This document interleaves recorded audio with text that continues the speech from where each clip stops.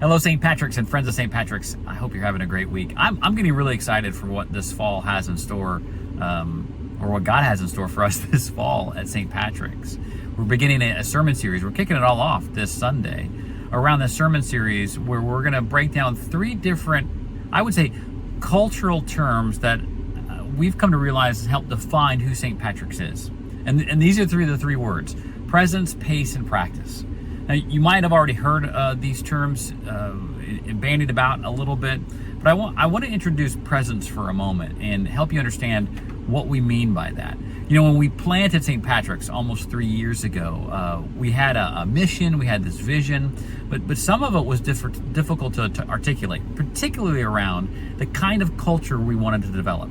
And then months ago, the staff and I were talking, and Jake came up with this really good alliteration to help us understand, which is, like I just said, presence, pace, and practice.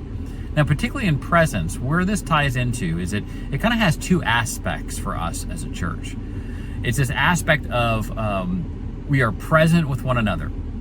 So being present in one another's life in order to build a church and the kind of church that we want, with the kind of culture that we want to be present with one another, not only in worship. I mean, shoot, if I learned anything from COVID, it is how important it is, how necessary it is to be called a church, to be meeting together in the same space. It's not enough for us to have an online sermon and a phone call here and there. To be a church, we must be present with one another.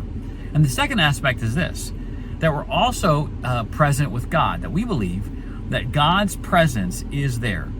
His words promised to us, Jesus promised us, that when two or more gathered in His name, He is there with us.